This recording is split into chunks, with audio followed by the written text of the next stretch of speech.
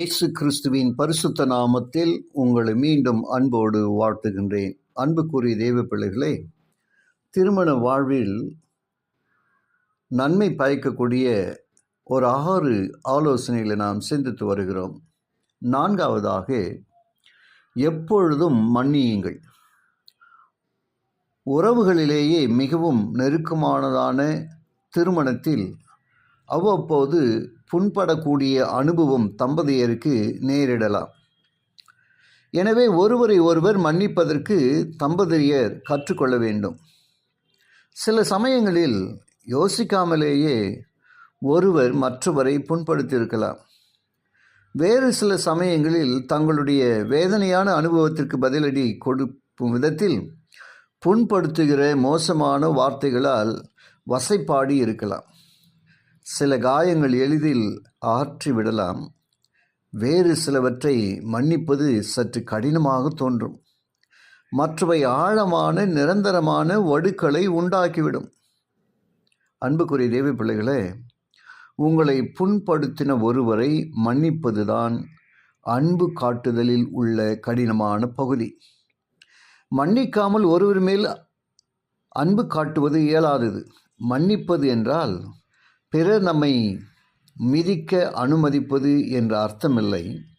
தவறு செய்தவர் தன் தவறுக்கு பொறுப்பேற்க தேவையில்லை என்றோ அதை அப்படியே மறந்துவிட வேண்டும் என்றோ அர்த்தமில்லை.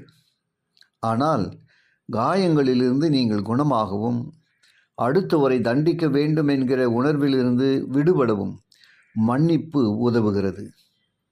உறவு முறிவை சரி செய்வதற்கான நிலையில் அது உங்களை தள்ளி செல்கிறது. தேவனுடைய வல்லமையால் மன்னிப்பின் ஈவை நீங்கள் உங்கள் வாழ்க்கை துணைக்கு வழங்க முடியும்.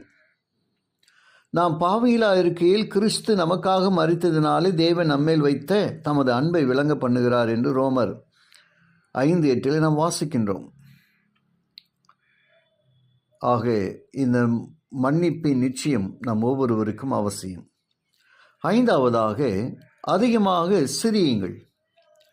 வாய்விட்டு சிரித்தால் நோய் விட்டு போகும் என்பது பழமொழி. இன்றைக்கும் இது பொருந்தும். சிரிப்பதால் உடலியல் ரீதியாக நரம்பியல் ரீதியான பயன் கிடைப்பதாக மருத்துவ ஆராய்ச்சி நிரூபித்துள்ளது. மன அழுத்தத்தை குறைக்கவும் நோய் எதிர்ப்பு ஆற்றலை தூண்டிவிடவும் இந்த அழுத்தத்தை குறைக்கவும் தம்பதியரை இணைக்கவும் புத்தம் புதிதாக உறவை வைத்திருக்கவும் சிரிப்பு உதவுகிறது. ஆக இப்படிப்பட்ட நல்ல ஆலோசனைகளை கேட்ட நம்முடைய குடும்பங்களில் ஒவ்வொருவரும் தெய்வ திட்டத்திற்கு ஒப்பு கொடுப்போமா? ஜெபிப்போம். கிருபையுள்ள நல்ல பிதாவே, உமக்கு நன்றி சொல்லுகிறோம். உம்முடைய வார்த்தை கேட்ட ஒவ்வொரு நபரையும் ஒவ்வொரு குடும்பத்தையும் இன்றைக்கு நீங்கள் ஆசீர்வதிக்க போவதற்கு ஸ்தோத்திரம் அப்பா.